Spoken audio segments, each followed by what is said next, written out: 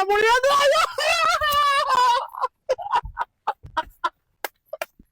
अभी तो रुको, क्लाइमैक्स अभी बाकी है. नमस्कार मंडळी, मी आपल्या संकेताने सुरू करत आजच्या व्हिडिओला. तर मित्रांनो, आजचा व्हिडिओ आहे थोर रील स्टार महेश गोटे यांच्यावरती, सॉरी महेश मोटे यांच्यावरती.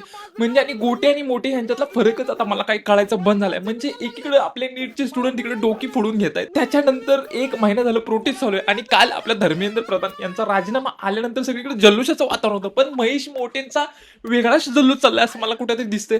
आता काल एका व्हिडिओमध्ये असं त्यांनी सांगितलं की त्यांना मुळव्याध झालंय आणि मला वाटतंय की डॉक्टरांनी घोषित केले की सध्या त्यांचे 3 कोंब आहेत आणि ते 3 कोंब खूप क्रिटिकल स्टेजला आहेत. म्हणजे 360, 90 आणि 120 डिग्रीमध्ये 3 कोंब आहेत. त्यामुळे आता त्यांचं खूप हाल होणार आहे असं मला वाटतंय.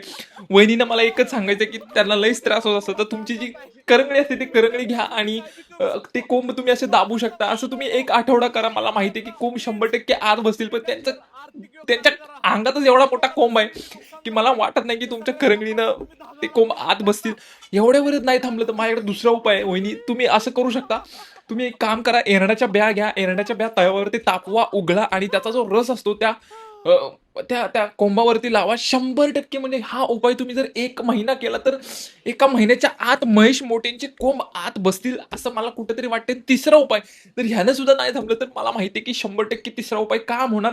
तिसरा उपाय असा आहे की 2 लिंबू घ्यायची, चिरायची आणि मस्तपैकी त्याला असं मीठ लावायचं पांढरं आणि त्या कोंबांवरती हळूवार चोळायचं. म्हणजे हा उपाय जर महिनाभर केला तर कोंब अक्षरशः करपुटून जातील आणि महेश मोठे साहेबांचा मुळव्याध बरं होईल. म्हणजे मला असं वाटतं की ते बोलतात ना, एक परिस अंगावरची केस सरळ होतील, पण महेश मोठे सरांचा अंगातला किडा आहे तो काय मला वाटत नाही की सरळ होईल म्हणून. म्हणजे गुरुजींनी सुधारायचं नाही असं धरलंयच आणि अक्षरशः काय म्हणजे काहीच बोलू. तिकडे प्रोटेस्ट चालू आहे आणि इकडे यांची वेगळाच आशिकी 3 चालू आहे. म्हणजे तर काय म्हणजे काहीच बोलू, अक्षरशः नको झालंय मला. आणि दुसरी गोष्ट सांगायचं म्हणजे म्हणजे पॉडकास्ट मधलं ज्ञान ऐकून नाकातनं कुठनं कुठनं आता काय काय व्हायला लागले तेच मला काही कळत झालंय. मंडळी, संपलंय, सगळं संपलंय.